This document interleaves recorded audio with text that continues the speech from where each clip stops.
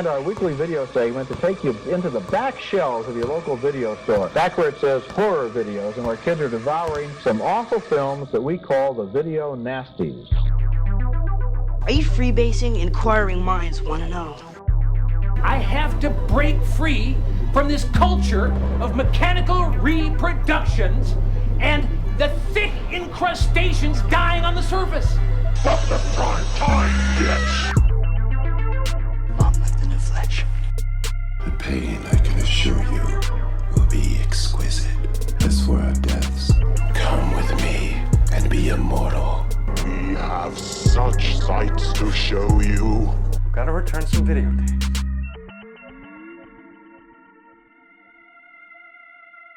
Hello, horror hounds, and welcome to the It Slays podcast. I'm your not-so-humble host, Colton. And I'm a weird metal hook, Mike. And it's Rowan. Oh. and today on the show, it's a momentous occasion, as our humble host, Rowan, has sadly passed away. Too soon. He died. After Trump's He died. shooting.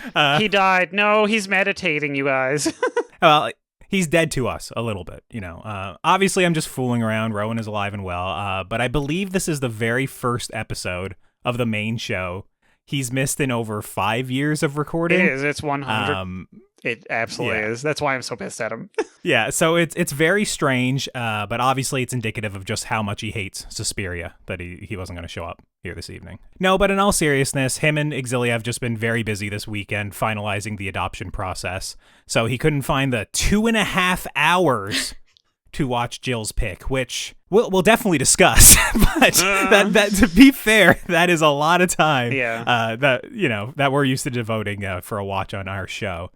He said he'll be back next episode, and if not, we'll be sure to have Mike step in and host the show instead. So you know where we're going to be starting, the same place we always do, with what we've been watching, what have we been listening to, what have we been consuming. Mike is furiously scrambling, trying to find his book of what he's been watching. So yeah, Mike, let's start with you. Okay.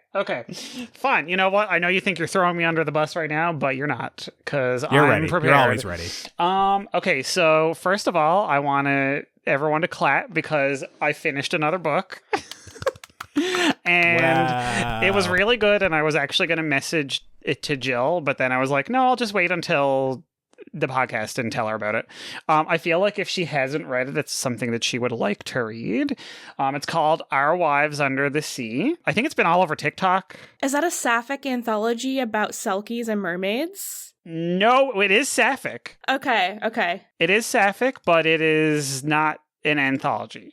I think it's on my Goodreads want to read list. It is sapphic. Is the cover a bunch of tales, like mermaids' tales? No, it's by Julia Armfield. Okay. I think, weirdly enough, I can picture the one that Jill is talking about with all the tales, even though I haven't read something in 10 years. So yeah. So anyway, yeah, Okay. It's actually it's this very like enigmatic, mysterious book. It's like you could consider it horror, but it's also like not overly scary. It's just a very bizarre. It's kind of like Longlegs, for example. It's something that like you could put under the horror umbrella, but it's sort of more subtle. That's the one, yes. Yeah.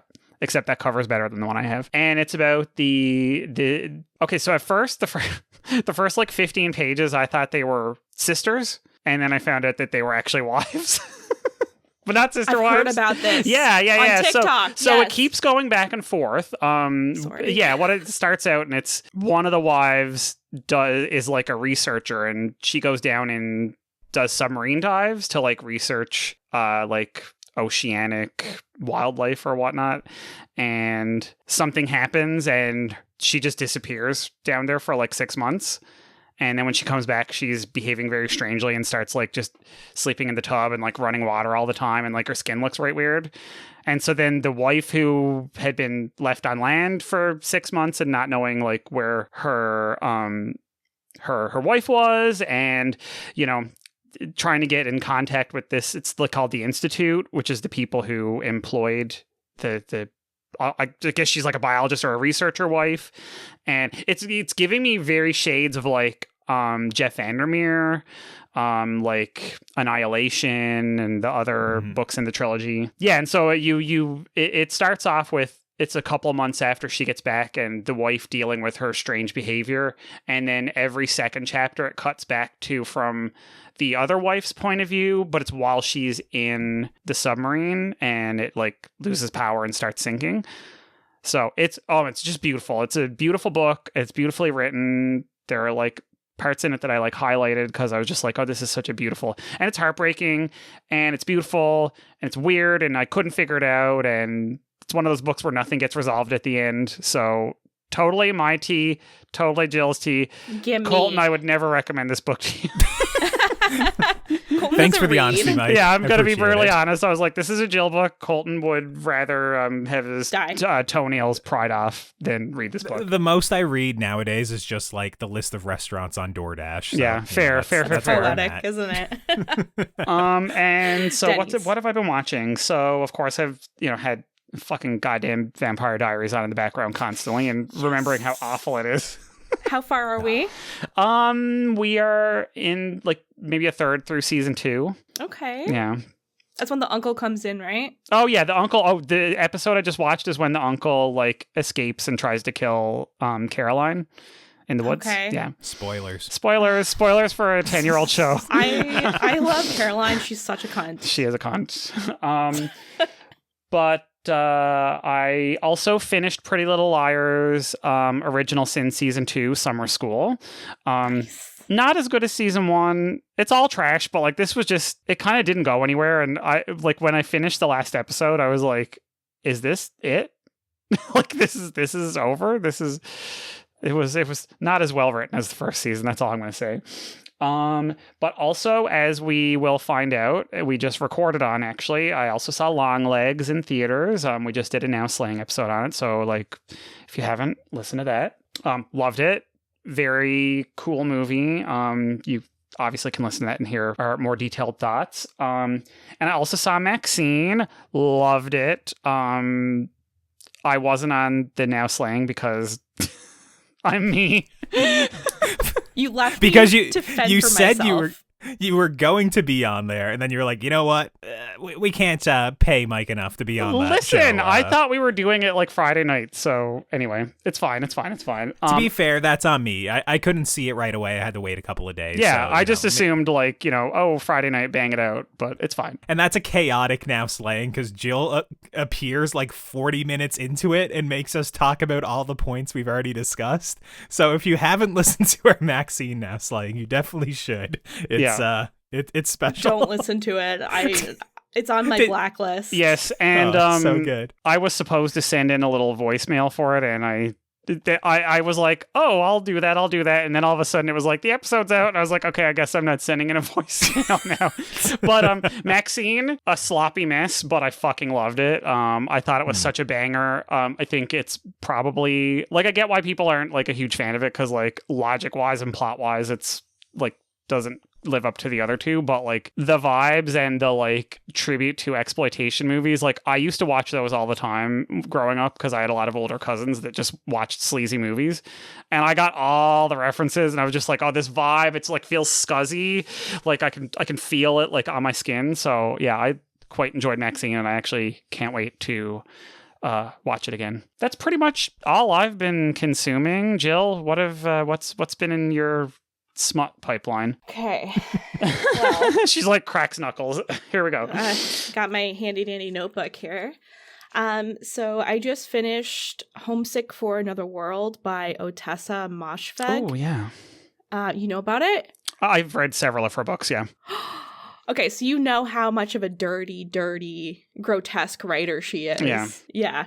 So this is my first book of hers that I'm reading, and this one is an anthology of short stories. And the first thing I wrote about this is that this writer really thinks human beings are disgusting because she describes them in truly the most grotesque ways. It was okay, but I don't know, it wasn't my favorite. I gave it 3 of 5 stars. I think I need to read other stuff by her because in the reviews, people are like, this isn't like the other things she's written. Yeah. I haven't read that one. I feel like she excels in novels. Novels? Yeah, I agree. Because a lot of these are kind of very, very short. I'm also reading an anthology by Lisa Moore, who is a St. John's writer. It's called Something for Everyone. It's another anthology of short stories. So far, I like it. I've also read her like selected short story anthology, and I really liked that one. Exquisite, yeah. So this one, I'm not loving it as much, but I still love her writing. So reading that one still. And I also read Carmilla, which was the original? Yes. Oh, nice. It's a really nice gothic read, especially because I just watched the 1992 Bram Stoker's Dracula. Mm-hmm. So I can like tie things the together. Vibe, yeah. Yeah, it's the same vibe. Yeah. And I can see where Bram Stoker got his idea for vampires from, because it's a lot of the same sort of thing, like kind of erotic and gay. A lot of gay. Yeah, it's not as gay as I wanted it to be, because I've read a lot of retellings. Oh yeah, of it's one of those books that like literally every person is like, I'm gonna do a graphic lesbian retelling like of this. Hades and Persephone over and over again for the straight people, and for the lesbians, it's Carmilla. Yeah. And so I expected more. There wasn't really much romance to it, but it's also a really, really old text. It's all subtext. There's no romance in the text. It's all like what you read into it. Yeah. But like, stabbing a vampire in the heart and the wolf thing, and also like decapitating a vampire. It's like straight out of Bram Stoker's Dracula. So that leads me to what I've been watching. So I watched that, and it was fucking awesome. I hadn't seen it before. And I love Winona Ryder. I love vampires, and it was so sexy. Keanu, young fucking like baby Keanu. Fucking babe. Everything. Right? Yeah. Yeah, perfect. Just so good. So I had fun with that. And then I watched Maxine. And if you want to watch that chaotic episode or listen to that chaotic episode, go ahead. I thought it was a fun, gory summer slasher.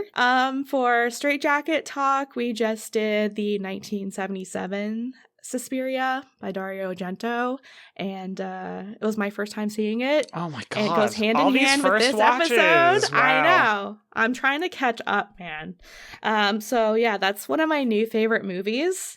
And it's interesting because I had seen the new Suspiria before this movie. Yeah. And so I didn't have anything to base it on the first time I saw it. So when I saw the new Suspiria, I was like, holy shit, this is amazing.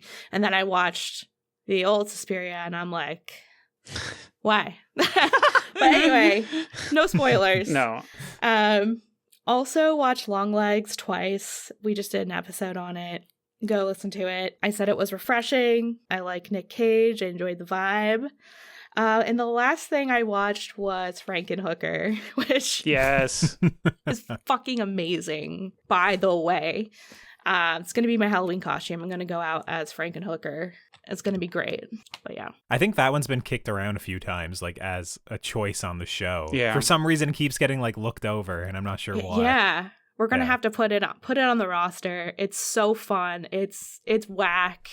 It's great. Colton, what have you been up to, man? I've literally worked every single day, I think, since our last recording. All I've watched literally is stuff I've been forced to watch for the podcast. So all I've seen is Maxine, which, I enjoyed. I'm not quite as hyperbolic as some people where, I don't think it's awful, but it's probably my least favorite of those three movies. I also checked out Longlegs, which, I really admired it technically, I think, for the most part. But I was underwhelmed a little bit and found the pacing a little bit slow. It's certainly not the scariest movie I've ever seen in my life, like the marketing tries to lead you, but it's definitely worth checking out and worth listening to our thoughts on Now Slaying. Outside of that, I watched the next couple of House of the Dragon episodes, but I'm not always going to do a House of the Dragon checkup, so, I forgot. Maybe we are going to do a House of the Dragon checkup. Last week was amazing. Yeah, it was an excellent episode. Yeah. Remember last time I was saying it was making me bored? Yeah. And now they totally made me eat my words, because the last episode was very like Game of Thrones, back when Game of Thrones was in its peak and how everyone talked about, oh my God, can you believe what happened on the episode? So yeah, back on I House love of the that, Dragon. like, when you think of Game of Thrones at its peak, it's like, oh yeah, dragons flying around, burning everybody, all this shit. When I'm like, oh man, yeah, just, Ned Stark talking to Littlefinger in this dimly lit chamber or something, it's like the political intrigue, that's My lady, was, I'm here for the fucking dragons Yeah. and the blondes, and that's it. and you get a lot of those in House of the Dragon, so Yeah. hopefully it'll continue to improve. But I will say it was an awesome episode. It was very good. Mm-hmm. But yeah, outside of that, it's just basically everything that I've had to watch for the show. I'm far too busy, and it's just that time of the year, I guess, where I'm just working nonstop. So it was nice to have a couple of days off for this weekend and actually be able to record this episode. But yeah, in terms of watching things just for fun, that's on the back burner kind of for now, because I'd rather just sleep and relax and watch YouTube in the background, just some garbage. So that's about it. Sorry I made you watch a long ass movie. Yeah, so no joke, this one for me was a big ask this weekend to check this out, and I'm not gonna lie, this is a little bit of a spoiler. I was falling asleep a lot while watching this movie this morning. I didn't have my Denny's breakfast to keep me excited. I had a Wendy's lemonade and I was sipping on that, but it just couldn't keep me awake. And then I got a message from Rowan and said, hey, would you mind hosting the show tonight? I'm not going to make it. I said, Hold on. fuck. Now I got to rewind the last 40 minutes. Hold on. I got to rewind the last 40 minutes and I got to lock in. I got to actually make notes. I have to pay attention. I have to be, like an active viewer of this. How long have you known about this, and you're just telling us that he's not going to be here? This morning. Oh, I've known since this morning. Us finding this That out is 20 minutes diabolical. ago. Mm-hmm. Yeah, well, Rowan wanted to save it, like the reveal for the air, but I told him, I was like, how am I going to make them start recording without you on the show? Like, that's a good, it's just not that's going to work. like, Ro, that just like literally, logically. Yeah, it just doesn't work. So yeah, this was a big ask for sure for like my time, Jill. Sorry. But Jill, this was your pick. So how about you let the folks know why you chose it? I chose this because it was always on my list of movies to choose for the show. I had never seen the original, and I really wanted to.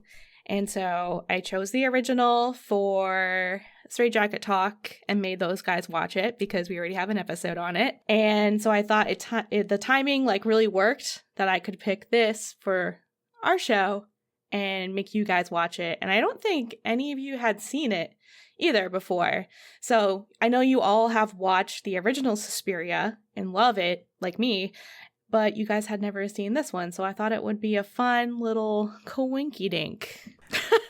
And with that, let's get into the trailer and we'll be back with the synopsis and first experiences. There are two things dance can never be again: beautiful and cheerful. You're living with dangerous people. Higher! Higher! Higher! Higher! Higher! Higher! Why does everyone think the worst is over? 2018 Suspiria was directed by Luca Guadagnino and written by David Kajanich, and the story is as follows. When new recruit and American dancer Susie Banyan lands the role of lead dancer, the woman she replaces breaks down and accuses the dance troupe's female directors of witchcraft. Upon this woman's sudden disappearance, another member of the troupe, Sarah, aligns with an inquisitive psychotherapist to uncover the dark and sinister secrets found deep within the studio's hidden underground chambers. So we'll start with our first experiences. Mike, I have a feeling it's been a long time since I've listened to the original Suspiria episode, but I feel like you've seen that movie dozens, if not hundreds of times. Dozens, if not hundreds, if not thousands, yes. There you go. What about the remake? Was this a first-time watch for you? I have never seen this. Which is very, I mean, it might make, okay, in one way it makes total sense because I hold the original in such high regard. But in another way, it really doesn't make sense because I love Luca. I fucking love Dakota Johnson. Tilda Swinton is one of the, like, queens of my life. Chloe Grace Moretz, like Mia Goth, like everybody in this is, so it should have been like a big giant ball of yes, but I was so fucking scared. Of what it was, that it was gonna, like, not that it could alter my opinion of the original or anything. I was like, there's no way this is gonna be even remotely good, even with all these people involved. So I just didn't, I kept putting off watching it. It's not that I said I'm not gonna watch it. It's like, oh, I'll watch that next week, or I'll watch that in a few days, and it's been like 6 years or something. So this was finally what got me to go, okay, I'm gonna, and I'm gonna be honest, I went on, I didn't even remember this, when I went on Prime to watch it, I was like, what the fuck? And I realized I had already put it on for like 11 minutes and then said, no, I can't do this, and stopped it at some point in the past. You were like me, you were asleep. Yeah, so I was like, oh shit, I gotta rewind this because I have no idea what happened in those 10 minutes. Yeah, so this was my first viewing. I mean, obviously, Jill, this isn't your first. How many times have you seen it? Like, so today was my third time watching it. I watched it once last week, but I watched it in like 4 sittings because it's so fucking long. It is very long, yeah. And I just couldn't like fit it into my schedule. So I was like, I can't record an episode of sitting down and watching this movie in like 4 different times. So yeah, watched it again today. But the first time I saw it was like 1.5 years ago. Me and my friend put it on, and and Colton. Did you already go? I don't know. No, he didn't. I was trying. I don't know why. I was like, I didn't make it organic. I'm sorry. Yeah, come on, Jill. You should know better. This was a first-time watch for me as well. Obviously, it was very much on my radar in 2018. Like, that was the period where I believe I was in Toronto, and I was, like, I watched, like, I think a couple hundred movies in theaters over the course of that year. Like, literally, it was, like, my thing to do, like, go see 2 or 3 movies every weekend. So, I don't know how this one slipped through the cracks. If I had to guess, I would say, at the time, I may not have seen the original Suspiria, or I just saw the runtime and I was just like, bro, I can't go see this, 2.5 hours long, and I don't even have much reverence for the first one and that sort of thing. But it was one that I know, like, people, it's a divisive movie. Once again, people either really, really love the original Suspiria and treat it as like a sacred text that shouldn't be remade or changed in any way. And then you'll see people give it like a 1 or 1.5 or 2 stars. And then you got the people that absolutely love this movie and think it's like completely, hey, the original Suspiria, it's its own thing. This is its own thing. It's great in its own way. So for me, when I was going into this, I was kind of apprehensive because I don't have a strong opinion on the original Suspiria. I have seen it. I saw it a few years ago. Obviously, Giallo, sort of in my head, I'm like, I barely remember it, so it's like I definitely need to give it a rewatch. But this was my first time watching this, and I watched it over the course of probably like 4 hours, because I watched like 20 minutes, fell asleep for 5, had to rewind, watched like another 10 minutes, fell asleep for like 40 minutes and had to rewind. And it was literally like probably the worst way to watch this movie this morning, I would say. But I felt the need that I had to like finish it after Rowan was like, oh, I'm not. And you didn't have your Denny's. Didn't have my Denny's to keep me awake, Wendy's doesn't hit the same, is what I'll say. No. So yeah, it was a first time watch for me. How dare you? That's so like misogynistic against women. Wendy's, please. Not you choosing Denny's over Wendy's. No, the real Colton's vendetta against women thing is that he doesn't obsess over the original Suspiria. Yeah, to be fair, I think I do need to rewatch it. Like, it was ages ago. I can barely remember it is the thing. And I think at the time, I just thought it was a little bit like too surreal and weird that I thought it was like kind of like more aesthetic than like actually like, style over substance was kind of what I remember. But like, once again, I need to rewatch it. People love this movie, so I will rewatch it at some point, especially, after seeing this. I think it would make sense to watch it sometime soon. And with that, I think it's time to, what would Rowan say in a moment like this? It's time to get to the funky dancing and involuntary urination of it all, or... Oh my God. I don't know. Jesus he always has a really weird, segue into trying to get us to discuss the movie. I don't know. Of the all, dancing and the of all witchcraft. all the tiny 10-second moments in this 2.5-hour movie to pluck out of thin air for the transition, you pick the piss. The literal piss. To be fair, there is a good amount of piss in this movie. Involuntary pissing, not so much, but they do mention about how they took my urine and so much piss. Yeah, there's a good bit of piss in this movie. I don't think I was out of line at all. Where to start?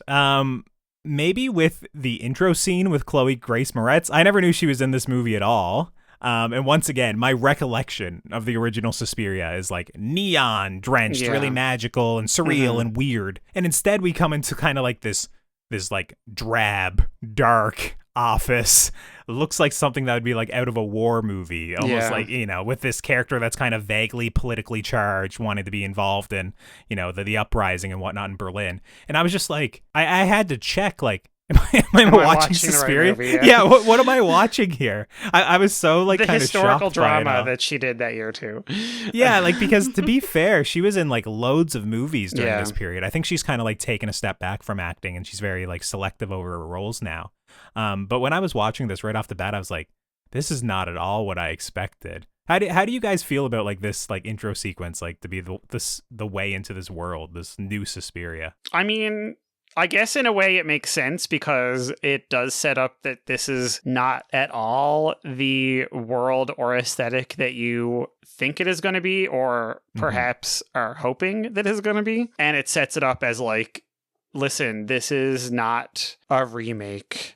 This is, what is it they call it? Like a cover or something like that. And I don't know. I mean, it sets the tone for the rest of the movie in terms of like, you're getting something that vaguely resembles the Suspiria that you are holding so high in your mind, but no, we're gonna just veer it off into a completely like opposite direction, essentially. Yeah. Like, Jill, what do you think? Yeah, I was so mad when I first watched this after my second watch. So after seeing the original Suspiria, because there's such a fairy tale feel about the original Suspiria with the colors, and just right off the bat at the airport when she enters Germany, there's that like ad on the airport doors for the dark forest, and you're driving through the forest at night and it's like pouring rain, and they don't have the same tone at all. There's not a fairy tale feel in this one. There's not a surreal type of thing going on at all. And I thought it was a really big disservice to start off that way with like a really bland tone. But also the fact that you have Patricia kind of like revealing the hand of the whole original first movie. Right off the bat, Right off the bat. And it seems a little juvenile. And I understand that they're trying to take this to the extreme and do the whole three mothers thing that Argento wanted to do. But I think they leaned too much into that story and forgot about what made the original Suspiria a masterpiece. Like the whole tone, the set, the colors, they didn't have it. Well, you feel like you've walked into a nightmare right off the bat in the original one. You know what I mean? Yeah. Oh, I thought you were talking about this one. Oh, not this one. No. This is like literally, it's just some girl who hasn't taken her meds at the doctor's office. It was the sort of thing for me too, that it was just completely not what I was expecting whatsoever. And then also seeing like the title credit open up, and instead of saying Suspiria, it says 6 acts and an epilogue set in divided Berlin. I was just like, bro, what is this? Also, this movie's 2.5 hours long, and it's going to be divided up into 6 acts. I'm on the verge of losing my mind when this movie starts, And then after this sequence, Act 2 kind of starts, and we're just following around this dawdling old man. And I'm literally like, what am I watching? This is so bizarre compared to what I was expecting from this movie. When this movie's advertised, you're seeing, Dakota Johnson, you're seeing the dancing, you're seeing the witchiness, you're seeing like quick cuts of maybe like gore or something like that. The music, you're not seeing this dawdling old man, going around to where his wife used to be and, sweeping up the leaves and stuff. And it was just like, it was a big ask when I put this on this morning that I was like, wait, when is the witchy stuff coming? I was watching this and I was so concerned and confused when we started off that I was like, okay, we're probably gonna get to when there's witchy shit happening, but in the beginning it was a tall order for me, I thought. I really hate the focus on Dr. Klemperer, or whatever the fuck his name is. Like, I know it's played by a woman, and this is to me a very feminist movie, like the original. And I just don't like that we follow his story. Like, to me, I don't care about it. It means nothing to me. I don't care about the whole political turmoil. I don't care about what's happening in Germany with the war. That's not why I'm here. So I felt like did we really need that whole storyline in this movie? It does feel a bit shoehorned. interesting. Yeah. Auxilia on the original episode we did on Suspiria, she's really interested in like the German language and culture and all that, right? And she had said that she wanted to see more of Germany and what it was like back then in this time. So I'm really interested to see what she has to say about this one. Mm-hmm. So let us know. Yeah, I'm clicking around to see if she has it logged on Letterboxd. I'm just curious as well. She would definitely be more involved in like wanting to know about like students uprising and stuff like that. Yeah. Because I'm with you, Jill. It was the sort of thing where I was like, I'd almost be fine with this Dr. Kemperer as like almost like the prologue and the epilogue. Yeah. Just like a little hint at it. You know, maybe he's dealing with the girls, you know, just in an interview at some point to, you know, to see if it's just all in their head or if something's happening. But as kind of like this recurring character that keeps popping up to him, and oftentimes after like some batshit crazy stuff has happened, I'm with you that I just was kind of like, get this old man off screen. Yeah. And I'm not gonna lie, it took me way too long to realize that I was just like old man makeup. I was literally like, it looks so bad. I was literally like, why did they do this old man like this? He looks like he has like pounds of makeup caked on his face. He does. Like, oh. Yeah, surprise, he does. Yeah, it's still well, I assumed it was going to be like the character from the original one where, you know, it's Pat's friend who shows up for 5 minutes, explains what's going on, and that, you know, so I thought they're just moving that to the beginning. And then when he kept threading through the whole movie, I was like, okay, cool. So this isn't Udo Kier in the other one popping up for 5 minutes. This is Tilda Swinton literally hamming it up for 2.5 hours. Just every time an old man drag. Yeah. Just because she wanted to. It's what we all wanted from the Suspiria remake. More men in prominent roles. That's, right? That's what everyone loves. I know. I'm just like, fuck. God, get this man played by a woman off my screen.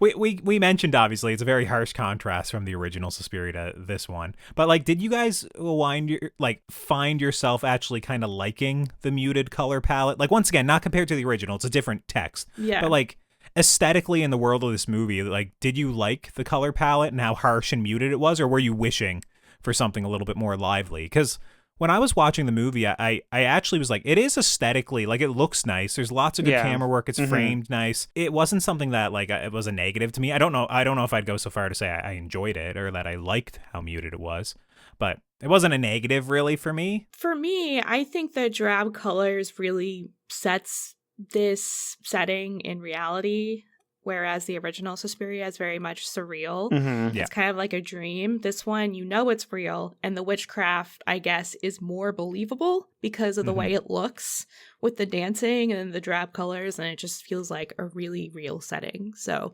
it does work for the story that it's telling, I think. And then the bright colors pop, like the rope dress. And that scene at the end with the bloodbath. Yeah, of course. It turns red. It's like it literally. It's like holy fuck. Yeah. Yeah. I thought it worked for the world of the movie as well. Tom York doing the soundtrack. The original has like this iconic Goblin score that I'm not even. I'm not a big soundtrack guy. Everyone knows the little Suspiria jingle, and obviously it's in this movie as well. But it's reprised and changed and done like it's very different. I guess once again, how did we feel about that? I was like, Tom York is like straight Sufjan Stevens. So you were wishing Sufjan came back from Call Me by Your Name. Yeah, I really did. Okay, I fucking love Radiohead. Yeah. I'm not dragging Radiohead, by the way. Oh, no. So I love that this is Tom York, and I think he's the only person who can get away with doing a Suspiria soundtrack without getting shit on for it not being Goblin. Fair. That's true. He does give them a lot of like cred in terms of like this, legendary musician showing up, and because you're like I said, you're not going to replace Goblin. Even if he got like whoever, I don't think they exist as a band anymore, or like any of the members to come back and like work on it in any way, it literally would never have worked. Never. So it's like, that's kind of why I like that this movie is so different than the other one, because like if they were there with like the moody, harsh red and purple lighting, if we got brought back the synth score, which is like all the vogue nowadays, like once again, I'm over them again now. There was a point like 10 years ago where I was like, Yes, we got some synths. It it's follows. Cool. Yeah, exactly. When It Follows came out, I was like, yeah, this is the shit. That was literally 10 years ago now. Yeah. I'm over it again. So I'm glad that like when I was watching this was in such a different direction. So that's the thing, like with this movie, I feel like there are obviously narrative beats and moments that are very similar to the first one, but it's like it's wrapped up in a completely different package that it's like it's not ever a one-to-one comparison really. Like this is just kind of like doing its own thing and taking a lot of the narrative beats and obviously the whole structure of being a dance school that's run by witches and all that stuff and painting it in a completely different world that I also enjoyed the music. Like when I was listening to it, you know, I sat through like the credits at the end and, you know, obviously when it first comes up in the beginning, I was like, very different vibe, but also kind of works. It does. So, it works for the movie that it way. is, you know? Yeah, exactly. Yeah. There's such like a stark tone in Tom York and Radiohead's music. I know Exit Song for a Film is used in a lot of soundtracks, especially when something really devastating is happening. So I feel like you couldn't have a better person, you know, setting such a stark tone, but also a little groovy because there's like some 70s beats in there as well. Yeah, absolutely. I was a little bit offended though that they very specifically at one point panned across a giant poster of David Bowie and didn't even have a David Bowie song playing in the movie. Like, please. Shameful. Should at least put him in the credits somewhere, right? Right. Ziggy played guitar. Maybe like Iman was like, no, we're not doing this.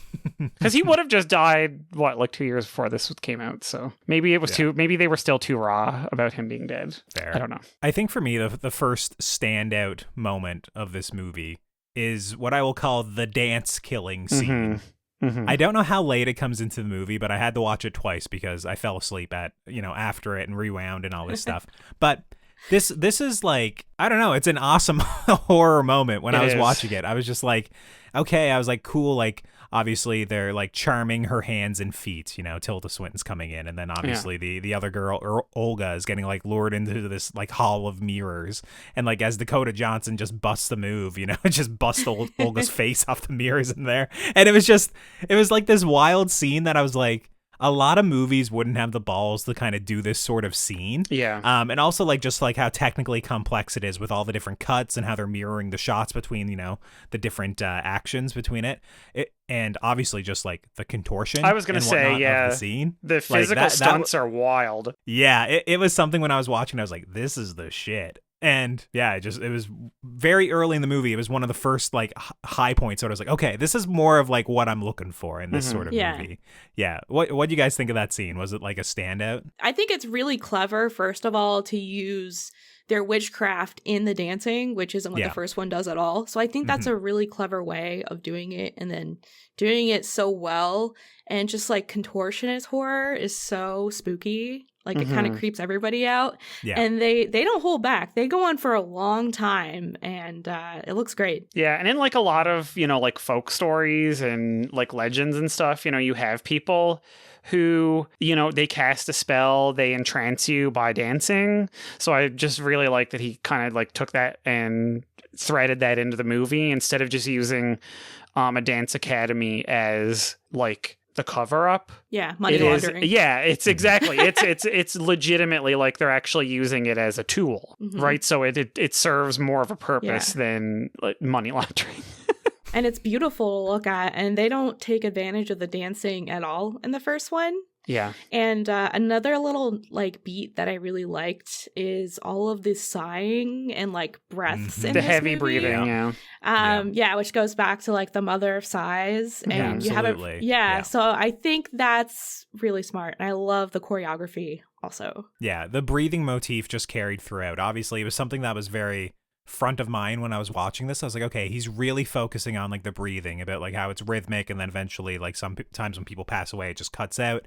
And then I was like, oh, of course, you know, Suspiria, mother of sighs. Yeah, I was like, that's why it's so front and center, right? Like as someone who doesn't know Suspiria like as like a great text or anything, like once they mentioned that at a certain point in this movie, I think it is early on in the movie they mentioned that name. I was like, oh, okay, that's why it's, you know, so prevalent throughout the whole movie, just this recurring motif that's used to great effect. I've been kind of just reading through a list of talking points here. Anyone else have something that they just want to discuss before I just keep moving on? There's lots of like great things to talk about in this movie, but I just kind of want to cede the floor to somebody else if you have something to discuss. Well, I mean, you did just say, about the dancing, and I need to say that one of the moments that, like, almost literally took my breath away because I was, like, sitting there, like, not breathing, was when they actually did the, like, Volk performance.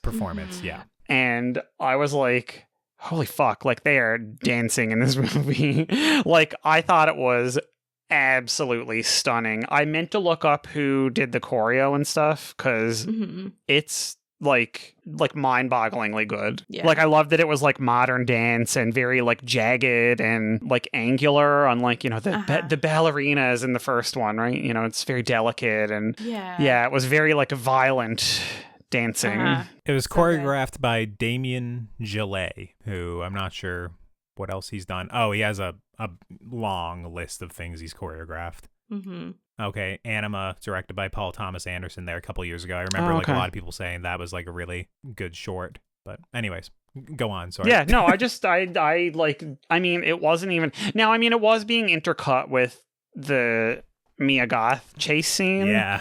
But which like was something as well. It was something, but like I found that moment itself was just like kind of gagged me a little bit, and it was a real high point of the movie, just because usually when you are building up to like a performance or something in a movie, it's always a letdown. Yeah. But I found this was like, I was just sitting there like with my mouth, like my jaw was on the floor. I thought it was beautiful and stunning. And I don't know, I'm just trying to like, the dresses were so like, that was just, it was, everything about it was like chef's kiss. Like, I gotta talk about the dresses. First of all, I love that they're red, and red was really important, especially in the original Suspiria as a color, and that it looks like dripping blood on their bodies because of the strings. But they also have like a kind of like a pentagram on their chests with the stars, and then taped on the floor they have a bunch of triangles and stuff. And I think in the beginning, or sometime when the doctor is rifling through notes, he says that all the matrons are a web. And I thought it was really interesting that they're all like a web of people. Yeah. And then the dance is called Volk, which means people in German. And you said this was like a kind of like a folklore type of horror thing. I think it just all comes together really nicely. I forget what I was saying, but well, I agree. And then like the scene right before that, this was like something I would expect more out of the original Suspiria, where it's like Sarah, she's down below and she's exploring around, and all of a sudden just a hole opens up that her leg goes through. It's just like, once again, this world feels so real until it's not. Yeah. When we're watching it. No, for sure. You're right. It's like brutalistic and muted colors and like set on the, the backdrop of basically an impending like revolution. And then it's like, oh, but also you could be walking down a hallway and a hole will just open up that will snap your shin and then you will be screwed, And obviously for that character, her snapping her shin is like a huge deal considering she's a dancer and she's just about to give the big performance as well, right? That like, I thought it was awesome when she becomes like bewitched and she just comes back up to dance, and like you can see on her face like what they're doing with like the contact lenses in her eyes and just the makeup and stuff like that. She looks completely like deadened and trance like, and I love like that she's just in there dancing throughout it, and then until finally like the leg just gives way. Like and I don't know, screaming. It's a great it's a great moment, and it's just like I was hoping that something like that would happen, that it wouldn't just be she'd make it through the performance or whatever before. It was like this horrifying moment that was a great little button to the scene for sure. Yeah, we love a good collapse during a performance. It's always scary. As an audience member, it's like, oh my gosh. Yeah. The horror of... The horror, yes, absolutely. Exhaustion, yeah. Or your shin being snapped. Most of my notes from here on out are more so about like the third act of the movie, which... There's a moment, like obviously by this big Volk dance sequence when I'm watching it, I'm starting to come around on this, obviously. We're probably like 90 minutes into the movie by now, right? And like, I would say the first hour of this movie is a little bit rough as it takes to find its footing. It's a little bit slower. There's a couple of good scenes, but by and large, there's also just a lot of this old, psychiatric doctor dawdling around before we're like more so immersed in the school of dance that I really liked it. What were there moments earlier in the movie that like just stood out to you? I guess maybe some of the dream sequences I thought were pretty impressive. Like when they're kind of like implanting these nightmares, they almost reminded me of like the Ring video tapes. Yeah, it was almost. like the little fragments, and it's like very psychoanalytical. It's all just like association. It's just images that, you know, it's like, what do they have any significance at all, and what is it? Yeah, some of it to me, I believe they use them like marketing and stuff though, so I was expecting like, I think there's like a shot of her maybe like sat in like a big red dress with kind of like her wrists cut open and stuff like that, where I was like, okay, like at some point in the movie she's gonna like ascend to this like very, you know, special position, like obviously gonna have this big flowing red dress and stuff, but it never happens in the world of the movie. It's just still left in this dream world that I thought was interesting. I can see like people being upset by like how prevalent some of these images were used in the marketing of the movie. I think one of them's literally a poster, right? Where it's just from the dream sequences, right? But when I was watching, I was like, these are some effective dream sequences, and they feel like dreams as well, right? Where it's just like fragments of like things without context, and some of it feels real, but then there's something slightly off about it. I thought those couple of sequences in the movie were really effective. Oh, I loved them. I loved them. And that's one of the reasons why I want to rewatch it. I want to just rewatch those scenes again. Another one I really liked is whenever they're at the restaurant, all the witches, and they're talking, but they're having a separate conversation with each other telepathically. Yeah. I think that is so cool, and they did it really well. They sort of underused the telepathy, I think. Mm-hmm. I think it's in there quite a bit. Like, I mean, it was something that me, just once again, has been ages since I've seen the original. It was just, I didn't notice it at first. I just thought it was like weird audio choices, or a lot of it is kind of like filmed from afar anyways. Like if there's two people in a room, I was like, oh, they could be talking. I don't know. And then I was like, oh no, this is very obviously telepathy. And I'm just slow on the uptake, or I fell asleep for a couple minutes and it took me a while to get. You're like, wow, they're really good at throwing their voices. Like, they should get into ventriloquism. Absolutely. God. What do we think about the kitty scene? I have a note. Oh my God. Go ahead. No, I want to hear it. I just have here kitty. The guy's bewitched and them toying with them. That was a weird little moment in the movie that I was just, you know, I think one of them, what is it? They wake up and they just go and see like the investigators and they're bewitched and they're just got the hooks and they're kind of like dragging them over their bodies and obviously playing with his flaccid penis and whatnot. Odd little moment in the movie. That was weird, but to me that kind of took the place of the scene in the original with the pianist guy and his dog in like the plaza, and they're kind of torturing him until he dies, or his dog rips out his throat. So I guess that was their way of doing it in this one. They should have went full Maxine and just testicles, got the hook involved big time, you know? Yeah. You know what I'm saying? We catch what you're throwing down.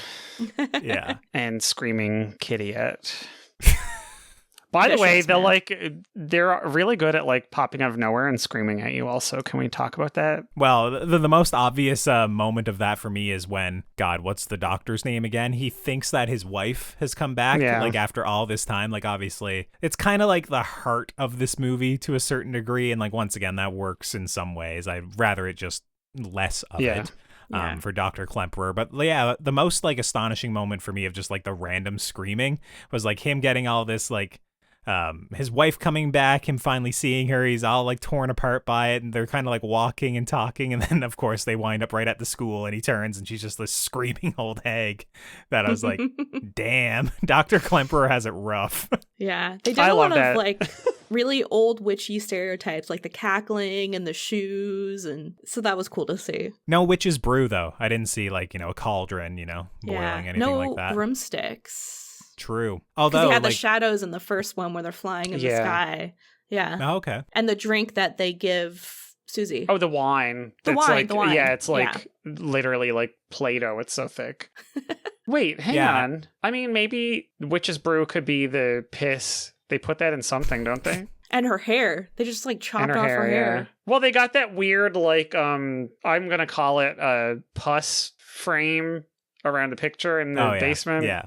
It's all the hair and like goo and stuff. Ugh. You know, the picture frame. Yeah. I know what you're talking about. Yeah. I didn't know it was piss and goo and hair. I don't know. I don't know if it is. I mean, I assume that was the hair because, you know, they have dreams about the hair, right? And Miyagata even says, I dreamt of what was it, like hairballs in toilets for weeks. For weeks. Yeah. Yeah. And then that's very clearly, I don't know what it is. It's anyway.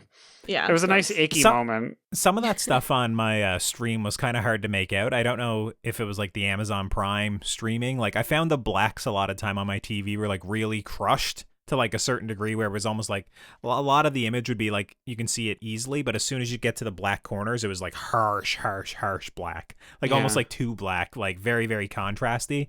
That I don't believe was an issue with my TV, but maybe it was just like the HDR on the stream or whatever was off. So some of those like little details that like you're talking about, like obviously there was hair around the frame. I didn't see that. It looked just kind of like fleshy to me. And I was like, oh, that's the person that Tilda Swinton was with in one of the pictures in one of these rooms or whatever, that was kind of more so for me. I didn't see like actually the details on the frame itself. Gotcha. But I think we're kind of just dancing around. Obviously this witch's Sabbath scene, which is definitely like the climax of the movie. And I'm curious, like, how much of it worked for you? Was it like a slam dunk? Were there certain aspects you liked and didn't like? For me, I thought like the exploding heads, some of them looked good. Some of them looked really bad. So yeah, let's maybe just get into the whole, witch's Sabbath scene. Like discuss that. That was like 15, 20 minutes near the end of the movie. Yeah, I was going to say it's funny that you used the exact phrase. I was like, literally, one of my notes was, there's a lot more exploding heads than I expected from this movie. Yeah. Dot. There's also a witchy karate chop, which is crazy. I didn't see that coming when, like, that one witch, like, karate chops and cuts the back of Tilda Swinton's neck. There wasn't much gore for most of the movie up until this point. And in the original, it's all throughout because you just have, like, some killer on the loose killing people. So I think it was really needed. They needed to go balls to the wall at the end, and they did. It was chaotic. Yeah. The dancing still going on with like them cutting the frames and all the blood and the gushing. And I just watched Frankenhooker, and kind of the same thing happens in that movie, but they're mannequins and they just blow up. So it was really interesting to watch this kind of side What a by double side. feature. What a double feature. Yeah. So loved it. The first time I saw it, I was so confused what was happening. But just watching it 2 times in a row, everything kind of pieced together to me. Because one of the main complaints I had before was that the character of Susie is so different from the original. Because in the original, she's based off of Snow White, and she's so innocent the whole movie, and she escapes. And in here, it's kind of a gray area because she's still really innocent and just, I will say, but she's also like murdering people at the end. So it was my main gripe with that was, when does she start to change? But watching it again, I can kind of pin those points down better. Yeah, I guess for me, even when I was watching this movie, I didn't really see her as like this purely good, like purely white character, I guess. Like, there was just aspects like even to her dancing and whatnot. Like when you're watching, like, let's say something like Black Swan, right? And Natalie Portman for most of the movie is supposed to be this white swan and very, prim and proper, and that's the way she holds herself. Dakota Johnson is not dancing and holding herself like that very prim and proper ballerina style, Dakota Johnson in this movie looks like she knows how to fuck when you're watching it. It like, and that's the vibe I'm getting from it's her. Horny. So, yes, exactly. Like when you're watching this, I'm like, okay, all right. I mean, Dakota the dance Johnson, audition, get it, right? Like, yeah.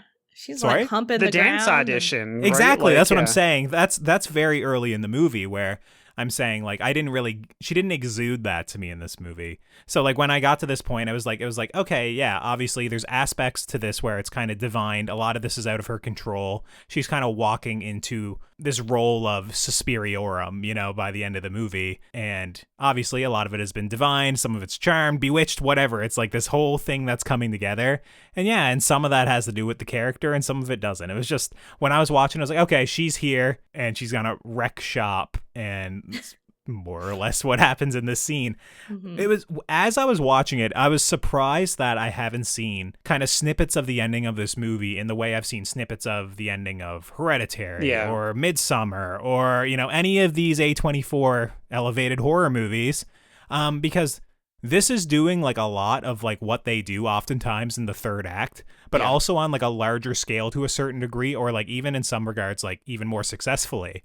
That I was very impressed with like the production of it all, like having, like your 20 naked actors, background actors dancing and kind of making shapes off of one another and all this stuff. Like there was a lot on the go that like on a production level, if you're trying to make that all happen, it's incredibly complex. And when I was watching this, it was just a lot to admire there. And that's where like Luca Guadagnino being like an actual like very skilled director, like it was like much on display there, like just being able to kind of put that all together.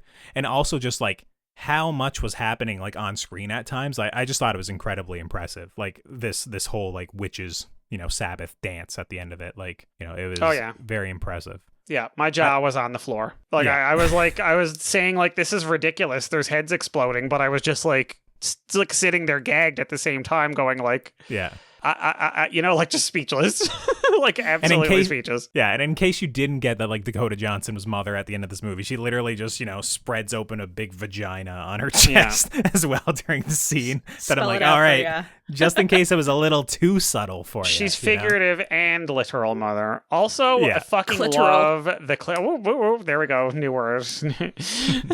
I loved the like, I don't even know what to call it, the like satanic death figure creature that comes up. Like, I don't know. That cool. Actually, like, I think, and again, there was actually a lot of high points for this movie with me. I was very surprised that I was like entranced. I was waiting for those fingers the whole time because it showed the fingers.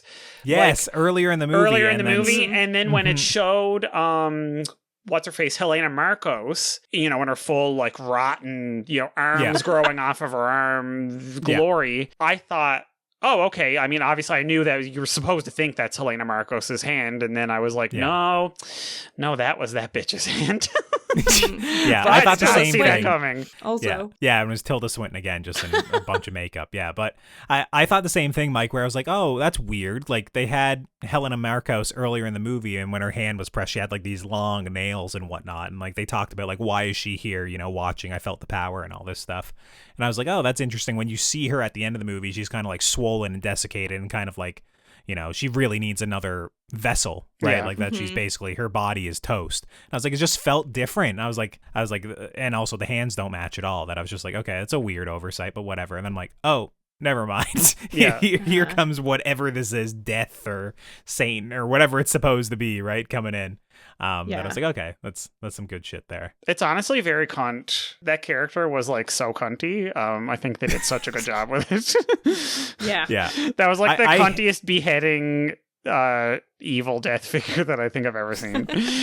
Yeah. I hated like Helena Marcos at the end of the movie too, like what she looked like and how she was talking and all that stuff. I was just like, oh my God, get rid of this. It was like too goofy for me. Like I didn't like it. I was just like, let's kill it. She was like Roz from Monsters Inc. Yeah. Oh my God, exactly. Yes, yeah. Same vibe. Always same watching. vibe. Yeah.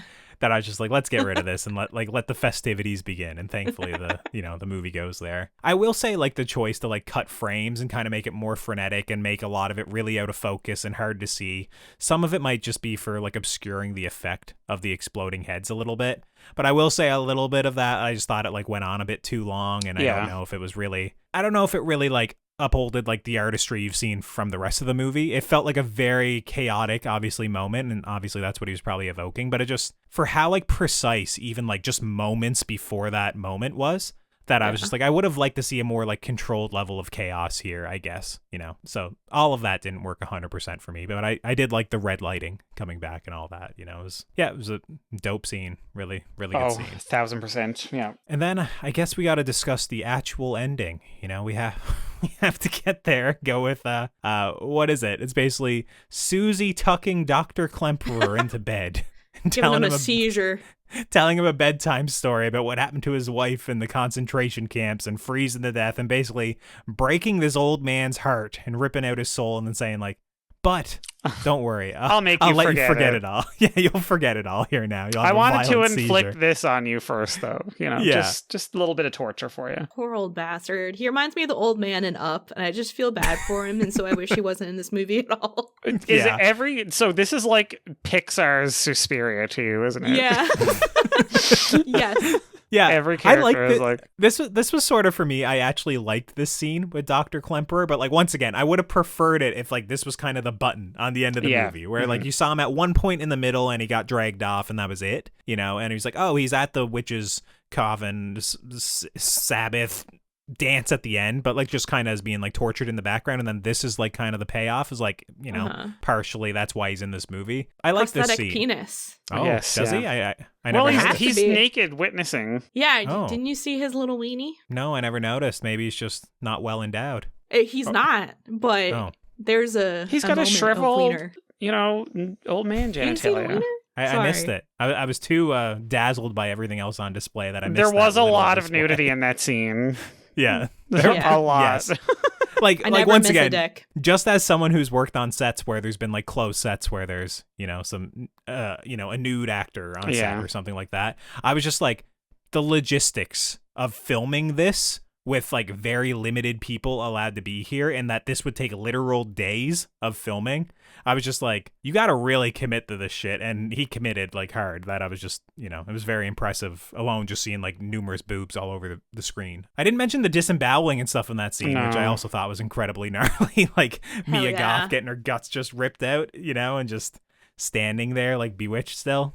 Anyways, I was like, trying to wrap these up. Characters were like already, you know, had their shit happen to them. No, we're gonna literally take the corpses out and continue to like defile them. We're just defiling them. Yeah, where they're like literally like Suspiriorum's just like asking like what they want, and all they want is the sweet release of death. Die. All of them. Yeah, just a brutal scene.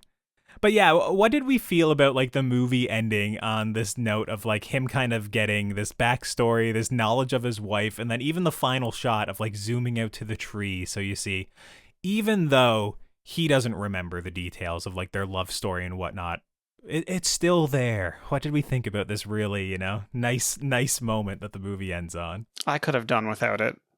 I'm not going to lie. Yeah. I didn't like that whole like background with the old man, the war, the political turmoil. All that I get why it was there, but it's but it gave me this vibe of like, it was like, just because you don't remember it doesn't mean it didn't happen. You know, it still matters, you know. And I was like, all right, that's cute. It's a different ending from the first one where you have Susie killing the coven and then the school up in flames. And this one, it's just like nothing badass happens, you know. I want a badass ending. Well, we got it. I think there was another ending after it. That was and not we got badass. the epilogue. Remember, Jill, the movie is actually called 6 Acts and an Epilogue set in divided Berlin. Yeah. If so our 6 acts, please chop the epilogue. Like, we needed the epilogue. We needed that. No. All right. One note that I want to, you know, and then I'll throw it to you guys if there's anything left to say. Did any of you sit through the credits? No. There's an after credits scene. Oh my god. Yes. So I was just like, okay, time to turn it off and go to get supper. I was vibing out with this movie. I was sat there, I was just listening, and Wikipedia describes it as Susie stares approvingly like outside a window or whatever at the ballet school or whatever, and then it just ends. For me, it almost felt like a fourth wall break of her putting her hand up against the camera and like erasing like what we just saw, which I thought was an interesting little note just to end the movie on, like, because it was a similar vibe to like what happened before with her kind of like putting her hand on the old man and like, you know, him having the seizure and stuff. I was like, okay, it's kind of a cute button to end on the movie with like her kind of, there's like this noise of like some sort of magic or mysticism happening, and then she puts her hand up, it like kind of fades away and it says the end. I was like, I like the idea of basically what we just witnessed being a dream or being a memory, and like basically the character erasing that. So at some point far in the future, if you want to watch this and experience the first time, you know, it's like, hey, the movie like recognizes that. I thought it was a neat little, you know, kind of like Easter egg at the end. That is cute. I wish I had seen it, but you know, what are you gonna do? Not watch it again for 2.5 hours. Not anytime soon, anyway. Before we get into rating it, is there anything else you guys want to, you know, discuss that we didn't cover? No? I'm fine. Well, as Rowan would say, I think it's time we land the plane. If you're new to the podcast, our review rubric is nay, okay, yay, or slay. Mike, let's kick things off with you. What would you give 2018's Suspiria? Okay, so I have many thoughts about this. Yeah. I'm not gonna lie. So during the entire very long run of this movie, I actually like legitimately went up and down depending on a lot of times what was happening. I was like, why does this exist? oh wait, this is good. Oh my god, no, this is awful. Oh wait, this is actually badass. And it did that a lot. I like literally went back and forth at least 6 times during this movie on whether I thought it was like atrocious or amazing. So I will say this. Obviously, it's a fucking mess. Like, this movie is a mess, but you know what? It's a hot mess. So here's what I'll say. In this hot mess, I could totally do without the old man. Like, just take that right out. You can keep the political, background in there. It was just way too foregrounded for me, was the thing. Like, it was not subtle. It was not like, it was very much text instead of subtext. So despite the fact that it was a giant ass hot mess, it's hot. There's so much about this that doesn't work, like a lot, but there's a lot that really does work. And once I kind of wrenched myself from, okay, no, don't stop thinking about the original, stop thinking about it, and kind of settled into this new, completely different groove, I really enjoyed it. There was 5 scenes that I just can't stop thinking about and that I know I'm going to have nightmares about. And I thought it was, obviously, Luca, I love Luca. I love everybody in it. I thought it was so well done. That final scene, I'm not counting the epilogue, is just an absolute fucking nightmare. And it's like a fucking blood-soaked freak show. And I really do legitimately want to go watch it again. I love that, they're like, oh, famous actress, let's just have her full frontal for 10 minutes. I love it. It's ballsy. Yeah. You don't see that a lot anymore on a big movie. So honestly, I'm gonna give it a yay. It was a mess. It's not a slay yet. I'm thinking I'm gonna rewatch it again because I know there's a lot that I didn't pick up on, but also it's really fucking long, so I'm not gonna watch it again for a very long time. So yeah, I'll give it a yay. I really, really enjoyed it. I would recommend it to people if they're the type of person that I know has a high tolerance for long movies. What about you, Colton? Yeah, I feel like we actually never discussed the length of the movie very much when we were discussing it, but I think for a lot of people, that's the main reason they haven't watched this. Yeah. It's just so fucking long. And then when you start it and they tell you yo, it's 6 acts and also an epilogue on this, it's just instantly for me, I was just like, this is a lot to ask. So for me, it just took a long time to get into this movie. And once again, some of this is just me being overworked or not sleeping well or whatnot. But I fell asleep probably 4 times within the first 90 minutes of this movie, having to rewind, go back and forth. It almost feels like a dream, aspects of the beginning of this movie for me, just because I was literally falling asleep so much. But after I was actually paying attention and after the 1 hour mark-ish, it did really start to get its hooks into me and continue to improve from there. As I mentioned, I don't have too much reverence for the original, just because once again, I don't remember it and whatnot. So a lot of this did feel relatively new for me. I thought Dakota Johnson was great. She's sexy.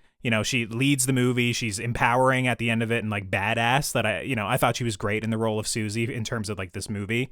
I thought the witchcraft seemed suitably weird and wondrous through it. Things just happen without much explanation. That I was okay, just the holes opening up in the ground and shit that I thought was interesting. The coven sequence at the end, as I mentioned, it has aspects that rival the endings to some of my favorite elevated horror movies of the last 10 years. So I really dug a lot of that. And also, we never mentioned the set design, but Luca is always great at that. He always chooses the perfect locations, or either that gets the perfect sets built. And a lot of this is really opulent or decaying opulence that I think is really effective when I'm watching the movie. So I really like that. And I did like the visual presentation, even though once again, it's nothing like the original movie at all.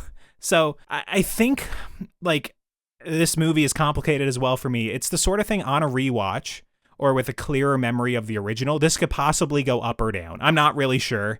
For now, I'm going to settle on a yay for it. Okay.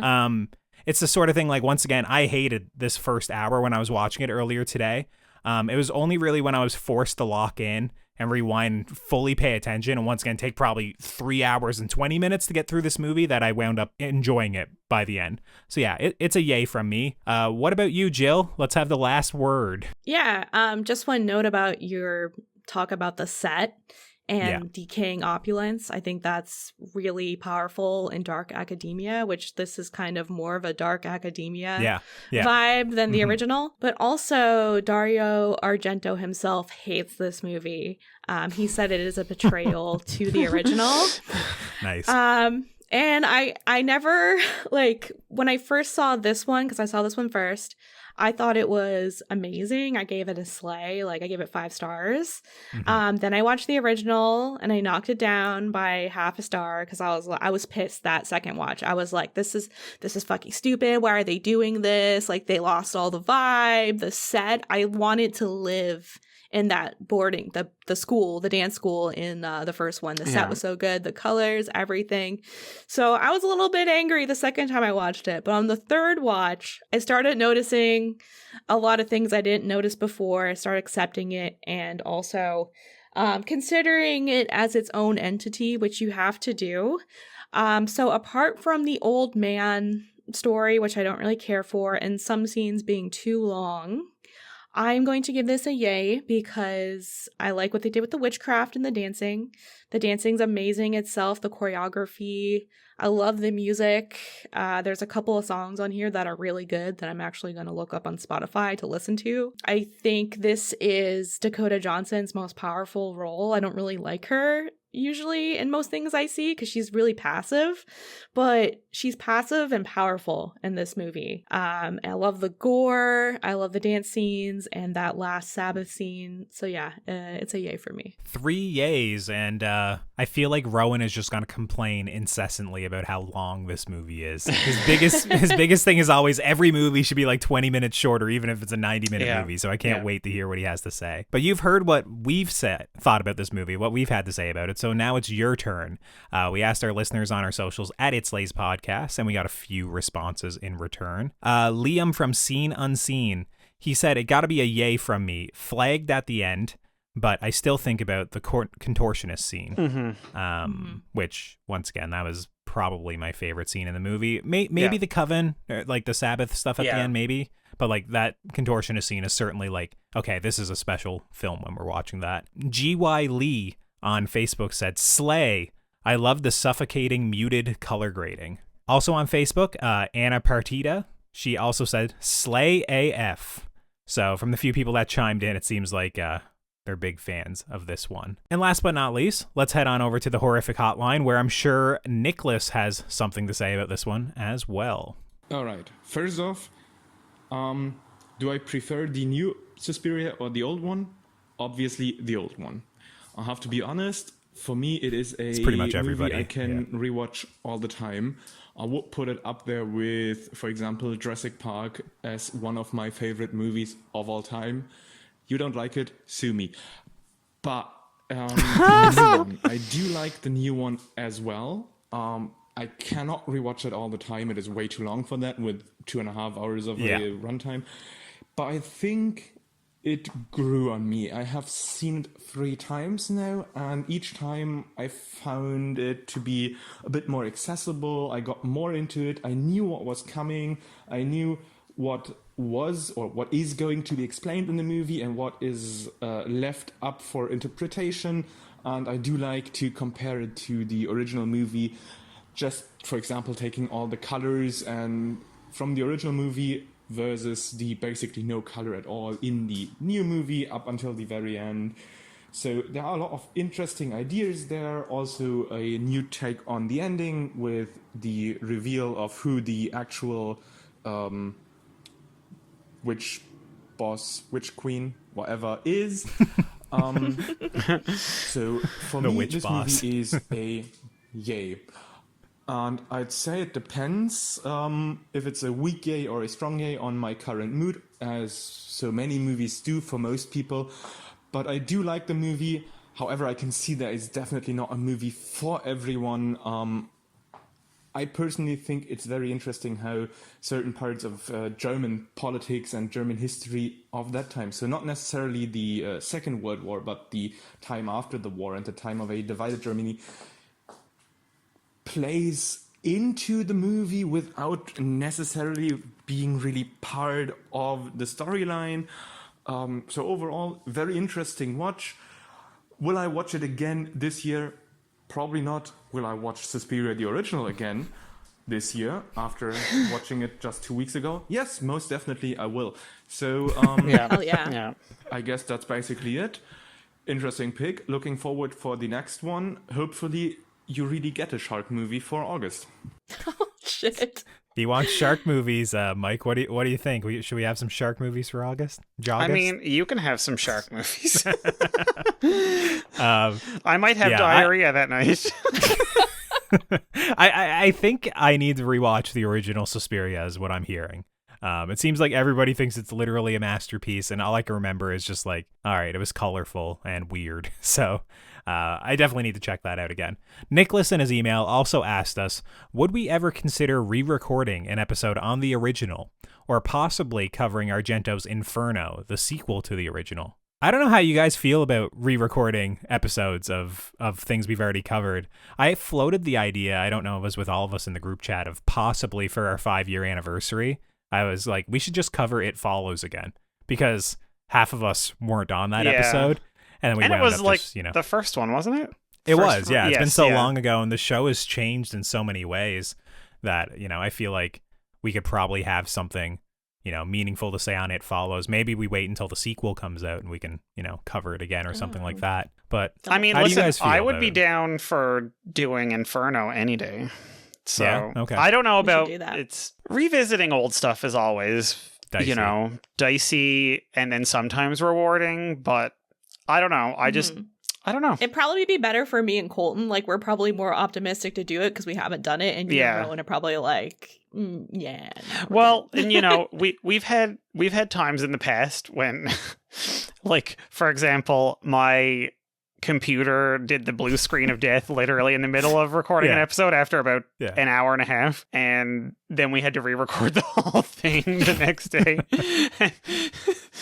This happened like 3 times, and it was some of the worst nights of this podcast that I ever had. So I don't know, maybe I just have PTSD. We'll see. We'll see. Yeah, there's also an aspect to me where it's like doing those old episodes that Exilia was on. Like, I used to listen all the time as a fan, obviously, just listening to you guys talk about the movies, where it's like redoing it now, and kind of, she's not here to also kind of re-review it and like see how her opinions have changed and developed on it. There is an aspect to it that just feels a little bit sacrilegious. Wrong to me, I guess, is too harsh a word, but it just feels a little bit. It would feel like Exilia erasure. Yeah, which I definitely don't want to stand for that. So, no, for sure. And then we also had another question from Horror Hound Holly P.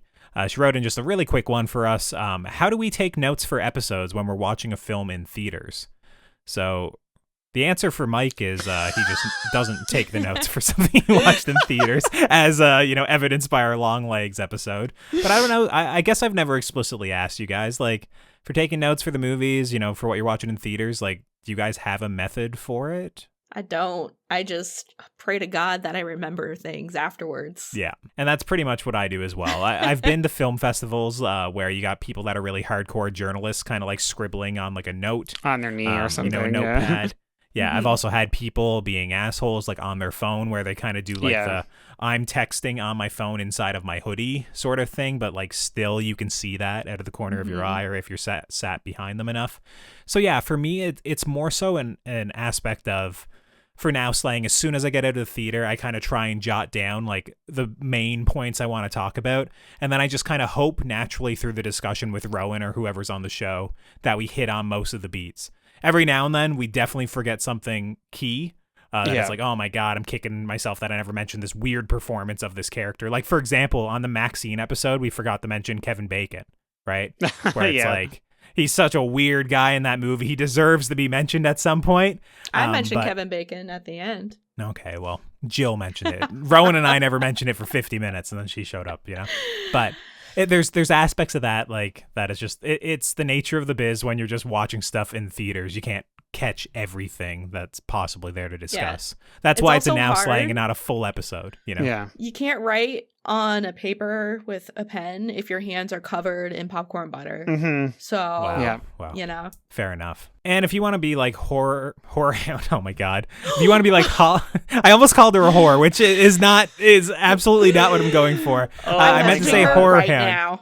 No, do not. That should be cut out of the episodes. But if you want to be like Nicholas and Holly, ask us questions, you can do so on our socials at It Slays Podcast. We're basically everywhere on Instagram, Facebook, Twitter, / or Letterboxd, Threads, Bluesky. If there's a social media, we're there at It Slays Podcast. And if you want to have your questions, your comments, your concerns make the air, you can just send us a message through one of those socials or at itslaispodcast@gmail.com. And if you want to help support the show financially, like our horror hounds Holly, Nicholas, Patrick, Mark, Stephen, Joy, Dan, Brian, Trevor, and James, gain access to the Patreon exclusive show Stream Screams, hosted by Jill, and get episodes of this main show 48 hours early, be sure to head on over to patreon.com/itslaispodcast and choose whatever tier works best for you. Now, once again, I gotta try and plug the playlist. I always just ignore Rowan when he gets into this point because he has it so well figured out. But if you like horror music, you like horror soundtracks, you like weird songs that are prevalent in horror movies, you can go ahead and follow the It Slays Horrific playlist, which is linked in our bios, basically everywhere on our link tree. So if you want spooky music, we keep it pretty regularly up to date. And you can just go to our link trees in our bios and find it, because why the hell not? And all that's left is to announce our next pick. So I believe it's a Rowan pick. I'm not wrong, right? Like Mike just chose. I think you're right. I think it's a Rowan pick. I got it noted here that much to Mike's chagrin, our next pick, according to Rowan, is Jaws. God damn it. I don't fuck with sharks, man. Jaws. So this is a new set of Jaws, different than the Rocky Horror Picture Show. We're going to be reviewing the original Jaws. And yeah, that's it. That's all we got to do for this episode. So, until next time, I'm Colton. Bye, it's Mike. Bye, it's Jill. See you later.